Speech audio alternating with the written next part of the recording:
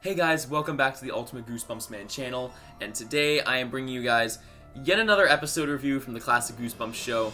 As you know my upload schedule by now, you know exactly what episode this is if you've seen the book review that I uploaded right at the same time as this, and that is going to be Season 4, Episodes 3 and 4, The Ghost Next Door.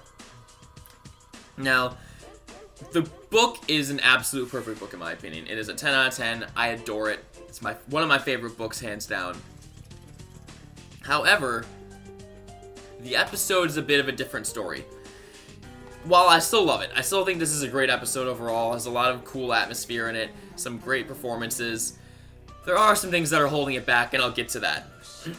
But for those of you who have not seen the book review, who have not watched the episode, haven't read the book, basic plot synopsis involves Hannah Fairchild, much again like the book, where she is home for the summer. She is, she in the book or an episode she ends up like playing the piano. I can't remember if that was a thing in the book or not, but she plays piano in the episode, and she's like writing a letter to her friend, much like in the book. And she ends up having this nightmare about her house being on fire. And it's very early on in the episode, unlike the book, she starts discovering that she's being stalked by this weird shadow entity. It throws a rock through her window, it's just stalking her throughout the street.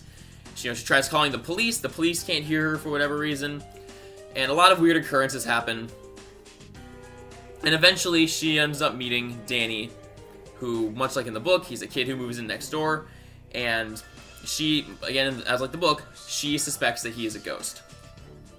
There's not much changed overall in the plot, so I'm not going to get too deep into that. It's the same exact twist as the book, and it's very similar plot beats.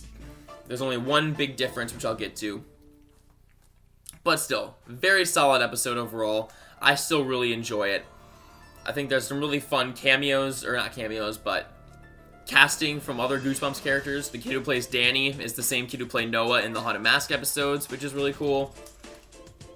One of Danny's friends is played by the guy who played, I'm trying to think of the kid's name, Tim, from Bad Hair Day. I think his name is Tim. Can't remember for sure, but I think his name is Tim. From Bad Hair Day. Same actor there. So that's really fun to see. I think everyone does a good job in this episode. The bully friend characters aren't the best acted, but they're not horrible by any means.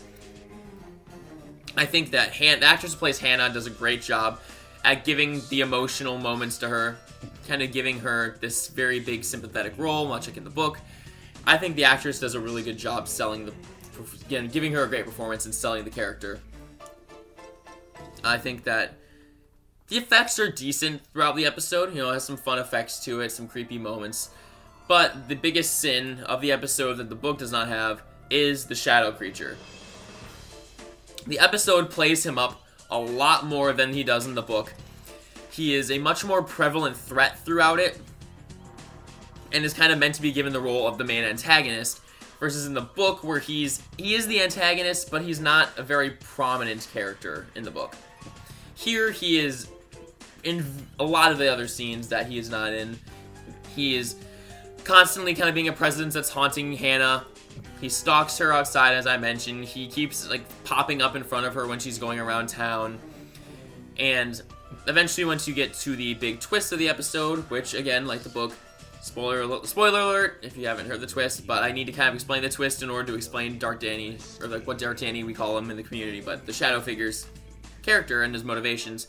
Hannah is the actual ghost of the story. It's not Danny. She died in a house fire. And in this episode, this shadow entity basically starts teaching her the ways of being a ghost. He tells her how to scare people, tells her just all this other stuff as instructions on how to be dead.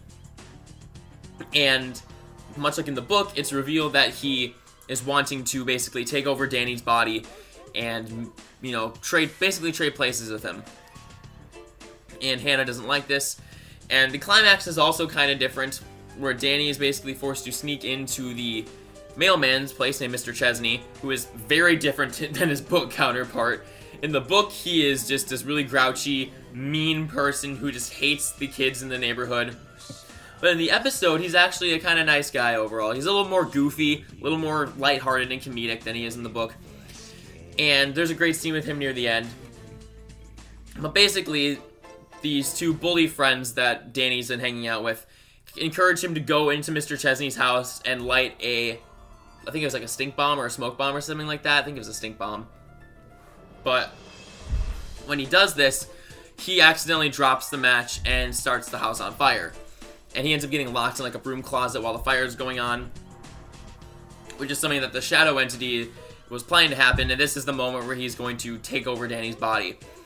And Hannah has to go in and basically save his life. While she can't exactly pick him up because she's a ghost, what she ends up doing is playing the piano, which then alerts Mr. Chesney outside of the fact that Danny is in there. And he rushes in, saves Danny, brings him back out. And there's a great moment with there. I like the guy who plays Mr. Chesney. He's definitely a much more likable character in the episode. And there's a great emotional moment, like in the book. It's very similar. Hannah, as a ghost, is reunited with the ghost of the rest of her family because she essentially completed her mission on Earth. Her goal and the reason she was staying on Earth is to save Danny's life.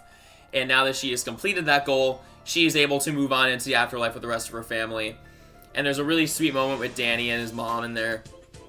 And the episode, again, ends on a very wholesome and very emotional moment with some beautiful piano music. Like, the music in this episode is probably some of the best music of the show, I think. It's a very beautiful score compared to a lot of the series, and it works really well. And yeah, I think it's really great. You know, I love the person who plays Danny's mom. I think they handled her very well because her character is deaf. And I think the actress portrays that very well. And yeah, I just think the episode overall is a solid episode, really good, especially for Season 4 standards, because Season 4 is one of those seasons that had a lot of really rough episodes. You know, How I Got My Shrunken Head, Deep Trouble. Cry the Cat was pretty solid, but in my opinion, this is easily the best episode of Season 4.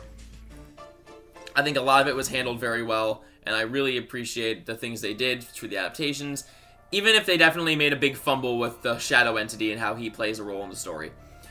But overall, I gave this episode an 8 out of 10. The shadow entity changes definitely brought it down a couple of points, in my opinion. But everything else, I think, was still very good, very enjoyable. The emotional moments were still there, and honestly, in my opinion, they might be a little bit more effective than they were in the book. And overall, I just think the team and crew behind this did a great job. There's also some weird day for night shots that I noticed in here that also kind of bring the points down.